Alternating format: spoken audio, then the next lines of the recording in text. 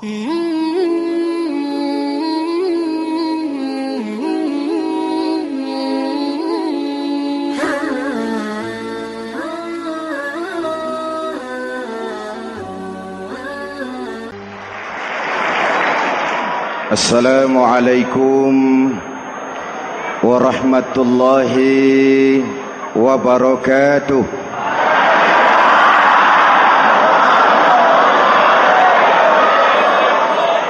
Alhamdulillahi rabbil alamin. Wassalatu wassalamu ala ashrafil mursalin Sayyidina wa maulana Muhammadin wa ala alihi wa sahbihi ajmain, amma ba'du. Para ulama yang saya muliakan, hadirin hadirat ma'asyiral muslimin yang saya cintai, banyak kita alami perubahan-perubahan yang terjadi, baik perubahan yang menyangkut sosial budaya, lebih-lebih yang menyangkut sosial politik. Yang tidak banyak mengalami perubahan adalah sosial ekonomi.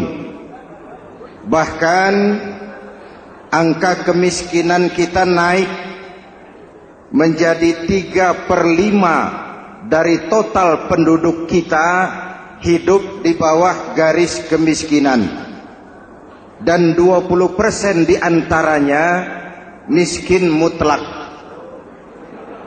Perubahan-perubahan yang terjadi menyadarkan kita kepada kebenaran Al-Quran ketika Allah menyatakan wa tilkal ayyamu nudawiluha bainan nas. Hari itu kami putar di antara manusia. Ada saat datang, ada waktu pergi. Ada hari lahir, ada saat kembali, ada waktu dilantik, ada saat menyerahkan jabatan. Hari kami putar di antara manusia dan hidup cuma sekadar menunggu giliran. Soalnya kemudian di tengah perubahan-perubahan yang terjadi begitu cepat, what must we do now?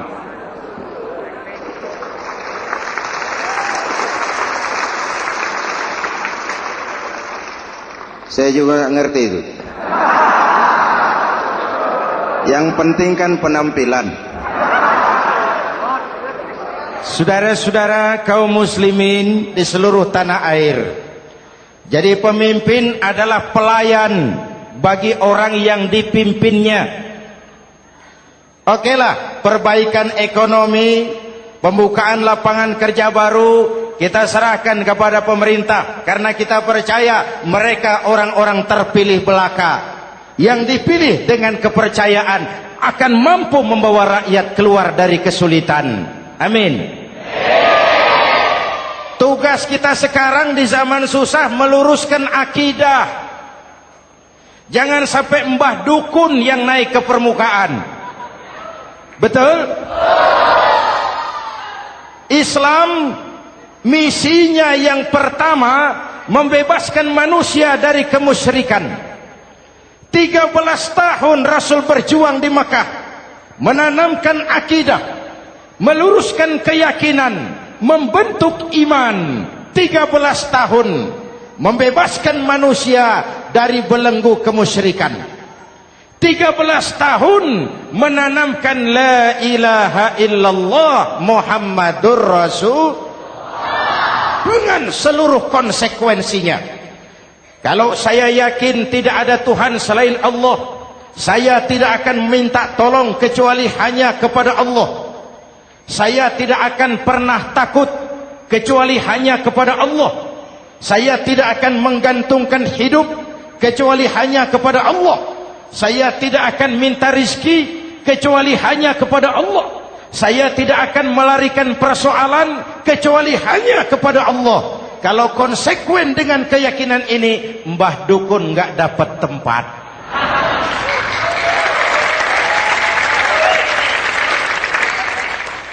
Akur?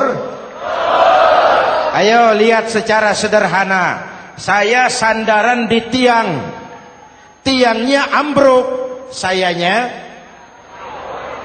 jatuh. Saya sandaran di tembok, temboknya runtuh, saya juga runtuh. Saya sandaran kepada orang kaya, dia jatuh miskin, saya bangkrut. Saya sandaran kepada jenderal, dia pensiun, saya selesai. Tapi kalau saya sandaran hanya kepada Allah, Allah tidak akan pernah miskin, Allah tidak akan pernah lumpuh, Allah tidak akan pernah terpuruk, dan Allah tidak akan pernah berkurang kekuasaannya.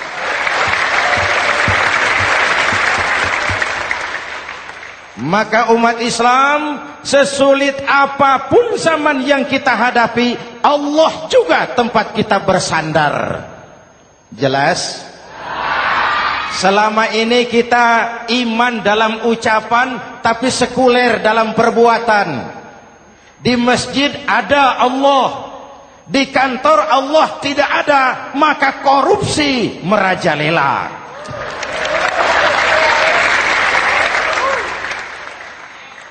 Di masjid ada Allah, di pasar Allah tidak ada, maka timbangan tetap curang.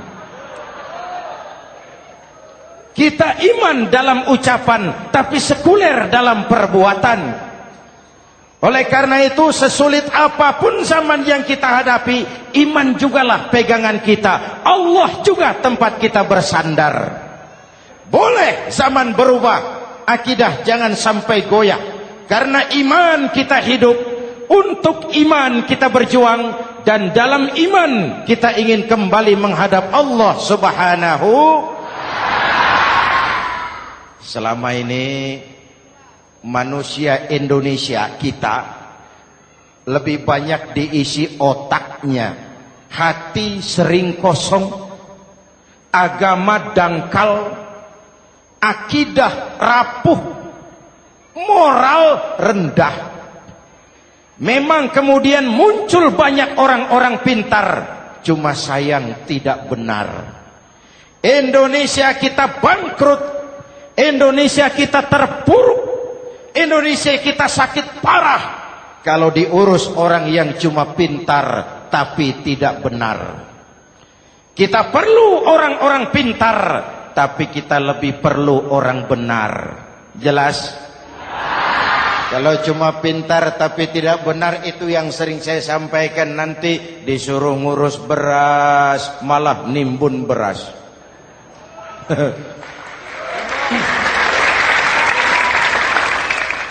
Disuruh ngurus laut malah jadi bajak laut. Disuruh ngurus hutan rame-rame jadi orang hutan. Jutaan hektar hutan Indonesia kita ini merupakan kekayaan sumber daya alam kita yang harus digunakan bagi sebesar-besar kemaslahatan rakyat. Yang disuruh ngurus hukum malah bikin hukum seperti pisau, tajam ke bawah, tumpul ke atas.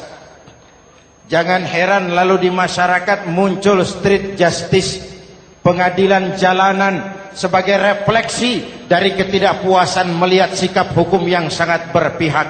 Kalau yang kecil salah, hukum cepat-cepat ditegakkan.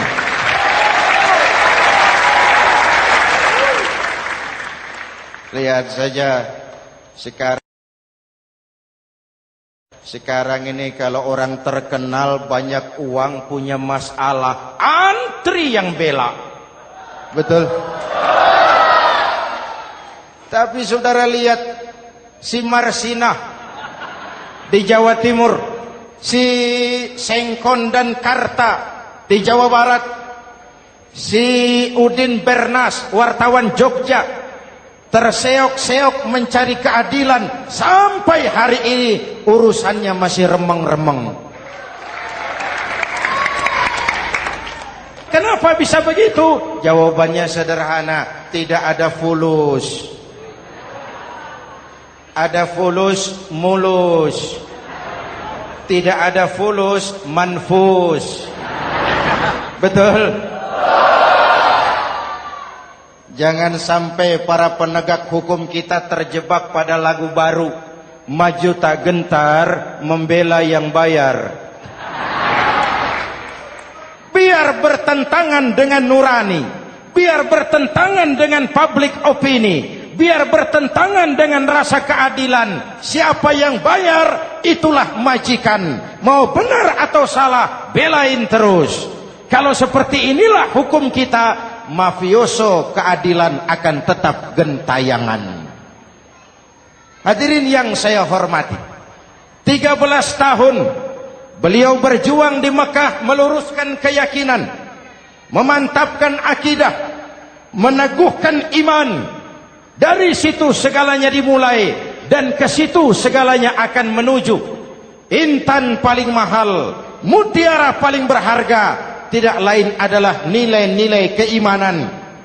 Kalau itu sudah tergadai, apalagi yang bisa kita banggakan dalam kehidupan ini? Kita merasa harta kita berharga, belum ada artinya ketimbang iman. Kedudukan kita punya nilai pun belum ada artinya ketimbang dengan nilai-nilai keimanan. Itu intan paling mahal, itu mutiara paling berharga. Harta baru ada manfaatnya kalau dilandasi dengan iman. Jabatan dan kedudukan baru terasa gunanya kalau dilandasi dengan keimanan. Kalau jabatan lepas dari iman, yang akan lahir Fir'aun baru. Jelas?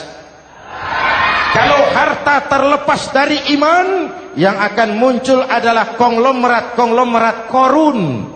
Kalau ilmu pengetahuan terlepas dari nilai dasar keimanan, maka yang akan muncul adalah ilmuwan pelacur yang menyalahkan yang benar, membenarkan yang salah untuk kepentingan pribadi. Dan kondisi seperti itu tidak akan membuat kita makin sehat. Oleh karena itu, pada kesempatan ini, pesan pertama saya, menghadapi zaman susah, tetap jaga akidah. Tetap pelihara keyakinan. Kesulitan bukan untuk ditakuti, untuk diatasi. Hidup adalah kerja keras, bukan keajaiban. Perubahan tidak akan datang hanya dengan simsalabim abragadabra. Perubahan tidak akan muncul hanya dengan berandai-andai. Perubahan tidak akan turun dari langit seperti turunnya embun di waktu malam. Perubahan adalah kerja keras. Sehingga Al-Quran membimbing kita, innallaha la yughayyiru ma biqaumin hatta yughayyiru ma bi anfusihim. Allah tidak akan mengubah keadaan suatu bangsa kalau mereka tidak mau mengubah apa yang ada di dalam diri mereka. Yang ada di dalam diri itu rule of thinking, state of mind, cara kita berpikir, cara kita memandang kehidupan, cara kita mengatasi persoalan. Hadirin yang saya hormati, inilah iman. Berangkat dari ini kita menyadari, ini ujian buat kita rakyat. Dan kita rakyat Indonesia ini kalau sama susah sih sudah kenyang. Ya Pak? Ya Pak? Kita ini sebagai bangsa mengalami apa yang disebut oleh Bung Karno up and down. Naik, turun, timbul, tenggelam, pasang, surut. 350 tahun dijajah oleh Belanda, kita susah. Berangkat Belanda, masuk Jepang, susah lagi. Pergi Jepang, datang nikah, susah lagi. Lalu kita merdeka, dirongrong oleh berbagai pemberontakan, susah lagi. Makan bulgur, antri minyak. Lalu PKI berontak, susah lagi. Muncul orde baru, lama-lama susah lagi. Orde baru selesai, naik reformasi, mulai repot nasi, susah lagi.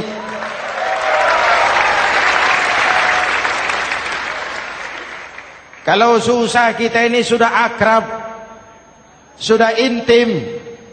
Mestinya kalau sudah susah seperti itu, jangan salah sikap menyikapi kesusahan. Jangan sampai kita potong kompas, ambil jalan pintas, terjebak menghalalkan segala cara. Itu tidak akan menguntungkan, itu tidak akan menyelesaikan. Kalaupun selesai, nampaknya penyelesaian sesaat, dan penyelesaian sesaat bukan penyelesaian yang sebenarnya. Karena itu tetaplah dalam koridor keimanan. Boleh zaman berubah, akidah jangan sampai goyah. Silahkan masa berganti, tapi keyakinan jangan mati. Sekali la ilaha illallah, sampai tetes darah paling penghabisan, tetap la ilaha illallah. Sanggup? 3 orang. Sanggup? 21. Sanggup? Kalau sanggup kita harus konsekuen. Saudara-saudara di seluruh tanah air, misi yang kedua dari Islam setelah membebaskan manusia dari kemusyrikan, membebaskan manusia dari ras diskriminasi, mengikat manusia dengan tali akidah. Sebelum Islam datang, manusia dibedakan oleh warna kulit, manusia dibedakan oleh faktor keturunan, manusia dibedakan oleh faktor harta dan benda. Adalah Rasul yang mengajarkan, innallaha la yanzuru ila suwarikum wala ila amwalikum walakin yanzuru ila qulubikum wa a'malikum. Allah tidak melihat potonganmu, Allah tidak melihat hartamu.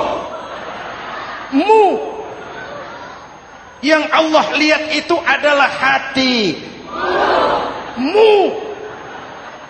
dan amal perbuatanmu. Jauh sebelum Amerika teriak-teriak membanggakan apa yang mereka sebut sebagai Declaration of Independence, Nabi sudah mengajarkan kepada kita semua, An-nas kulluhum li Adam wa Adam min turab, la fadla li Arabiyyin ala ujamiyyin illa bittaqwa. Seluruh manusia berasal dari Adam. Adam diciptakan dari tanah. Tidak ada kelebihan Arab dengan yang bukan Arab kecuali takwanya. Jauh sebelum Amerika mencanangkan bahwa semua manusia dilahirkan sama, that all men are created equal. Jauh sebelum itu Islam sudah membebaskan manusia dari ras diskriminasi. Apa dalam konteks kekinian menghadapi zaman susah tetap jaga kerukunan? Ya Pak, ya Bu, oi Bu, menghadapi zaman susah tetap jaga kerukunan, baik antar umat seagama, antar umat beragama, maupun antar umat beragama dengan pemerintah.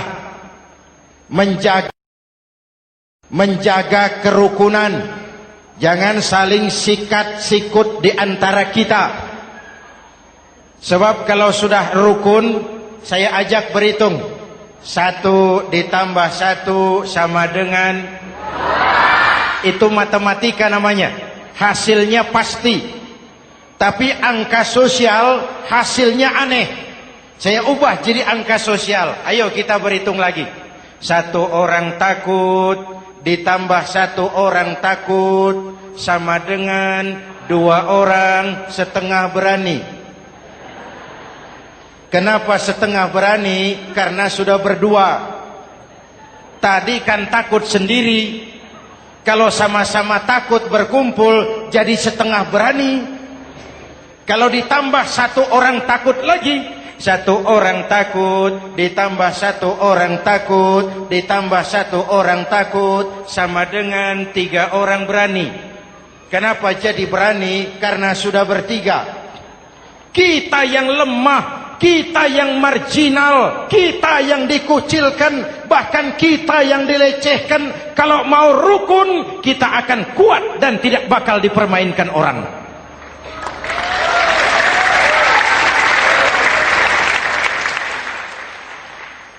Tapi kalau rukunnya yang satu mau menikam yang lain, saya ajak berhitung lagi. Yuk berhitung yuk. 1 ekor ayam ditambah 1 ekor musang sama dengan 1 ekor musang. Kemana ayamnya? Dimakan musang. Betul nggak nih hitungan? Ayo kita hitung lagi. 1 ekor ayam ditambah 1 ekor musang sama dengan 1 ekor musang. Kemana ayamnya? Dimakan musang. Jadi kalau kita suka kumpul dengan orang yang mau makan kita, selesailah kita.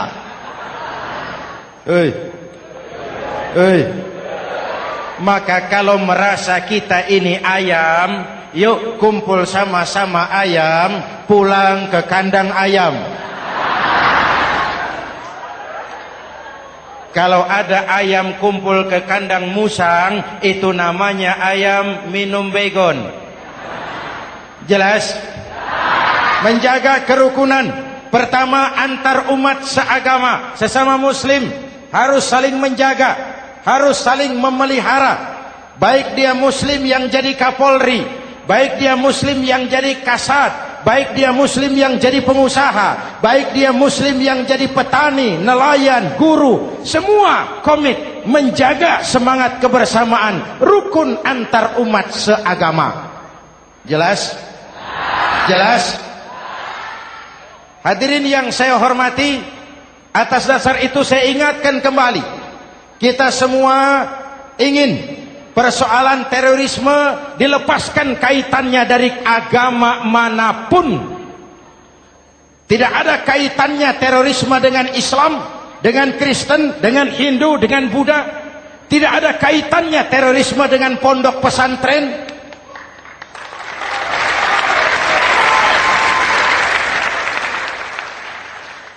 Jangan sampai pesantren jadi kambing hitam. Karena sejak zaman penjajahan, pesantren sudah terbukti memberikan kontribusi bagi perjuangan memerdekakan rakyat Indonesia. Rukun antar umat seagama. Yang kedua, rukun antar umat beragama. Islam ini rahmatan lil jangankan manusia walaupun berbeda agama, binatang saja dihormati. Ada hadis, fa iza zabahtum fa ahsinuz zibhata. Kalau kamu menyembelih hewan, sembelihlah dengan cara yang terbaik. Jangan menyembelih ayam dengan pisau tumpul. Itu namanya tidak berperi kebinatangan. Yang kecil lagi, saudara buka babul istinja, makruh buang air kecil di tanah yang berlubang. Sebab apa? Pertama, menjaga kesehatan. Siapa tahu di lubang yang saudara buang air kecil itu ada gas beracun. Kalau tidak, melindungi binatang yang ada di dalam lubang. Siapa tahu di lubang yang saudara buang air kecil itu ada semut sedang rapat membahas terorisme. Apa dosanya lalu mati dikencingi? Ini namanya rahmatan lis semut. Binatang saja dilindungi. Maka perbedaan agama tidak harus menyebabkan kita bertolak belakang. Perbedaan agama bukan alasan untuk saling bermusuhan. Apalagi kita sudah menyadari tentang kemajemukan kita, tentang kebinekaan kita, tentang keragaman kita. Rukun antar umat beragama. Saling menghormati, saling menghargai, tapi tetap dalam batas lakum dinukum. Lalu rukun antar umat beragama dengan pemerintah. Hadirin yang saya hormati, yang benar kita dukung, yang salah kita perbaiki dan kita tegur menurut cara-cara yang diajarkan oleh agama kita. Dan sholat berjamaah, pendidikan bernegara yang paling bagus. Tadi kita sholat ada imam, ada makmum, betul? makmum wajib ikut imam kalau imam benar sholatnya. Rakyat wajib ikut pemimpin kalau pemimpin benar mimpinnya. Masyarakat Islam ini loyal. Masyarakat Islam ini bukan pemberontak. Masyarakat Islam ini taat dan setia. Kapan? Kalau imamnya benar. Imam takbir, makmum. Imam ruku, makmum. Imam i'tidal, makmum. I'tidal. Imam sujud, makmum. Tapi kalau imam keliru, mestinya imam ruku malah sujud. Salah imam ini. Tegur. Siapa yang wajib negur? Makmum yang saf terdepan. Anggota DPR.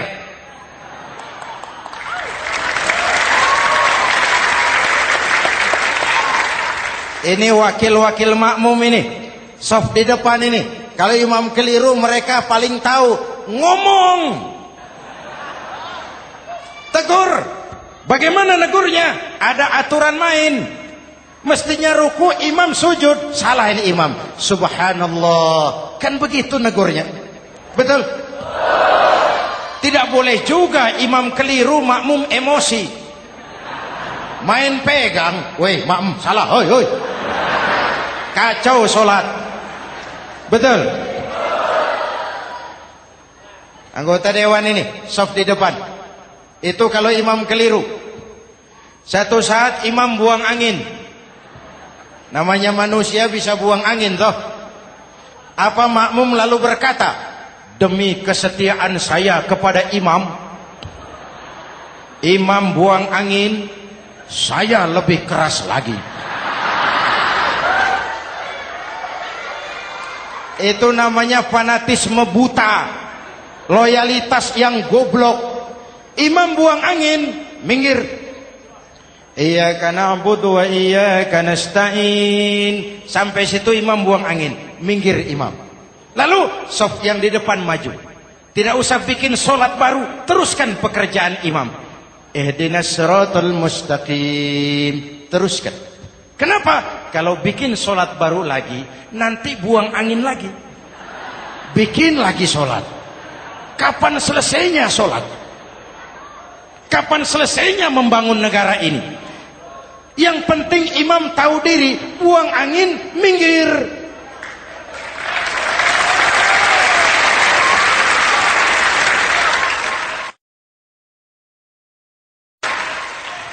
Ini kacaunya sholat berjamaah kita sekarang. Kacaunya negeri kita sekarang. Banyak imam sudah buang angin, gengsi.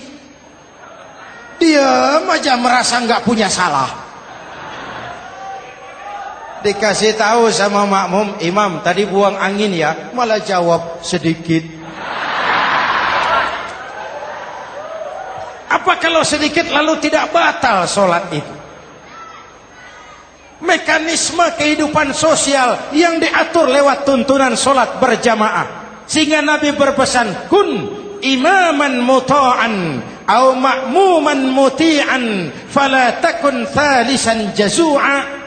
Kalau jadi pemimpin, jadilah pemimpin yang ditaati. Kalau jadi makmum, jadilah makmum yang mentaati. Jangan jadi golongan ketiga pemecah belah. Di depan tidak jalan, di belakang takut, ditaruh yang di tengah, di depan didorong, yang belakang ditendang. Ini namanya biang kerok. Saudara-saudara, dari uraian singkat ini saya ambil beberapa catatan pokok. Pertama, kalau ada intan paling mahal, kalau ada mutiara paling berharga dalam hidup kita, itu tidak lain adalah karena keyakinan. Hidup jadi indah, hidup jadi berharga, hidup jadi berarti kalau didasari atas sebuah keyakinan. Dan keyakinan itu tidak lain adalah nilai iman kita, akidah kita kepada Allah Subhanahu wa ta'ala. Yang kedua, tetap menjaga kerukunan. Sesulit apapun zaman yang kita hadapi, kita tetap harus menjaga semangat kebersamaan.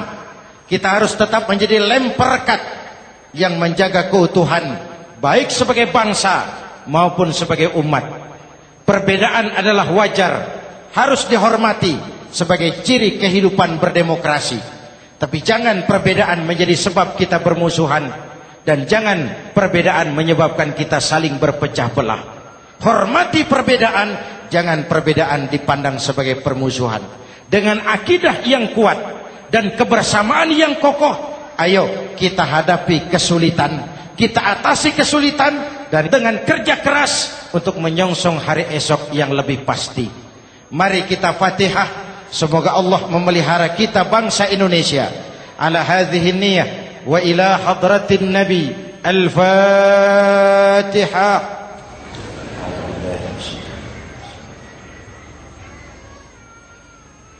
Iyyaka na'budu wa iyyaka nasta'in. Ihdinas siratal mustaqim. Siratal ladzina an'amta 'alaihim. Bismillahirrahmanirrahim. Amin. Alhamdulillah Rabbil Alamin. Allahumma salli wa sallim mubarak ala Sayyidina Muhammadin wa ala alihi wa sahbihi ajma'in.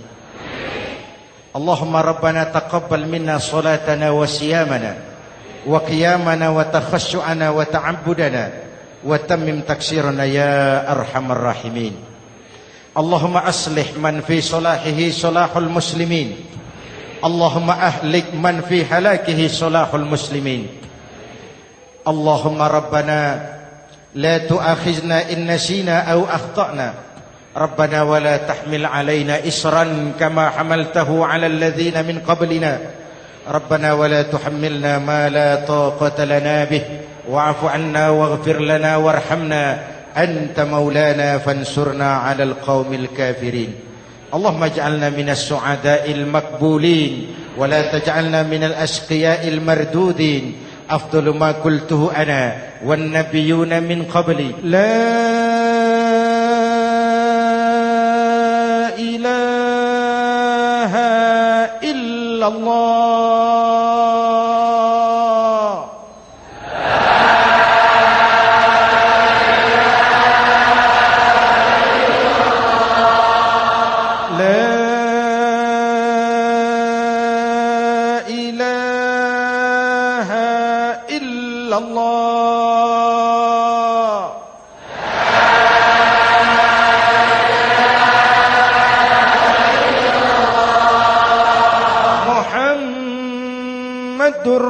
Rasulullah.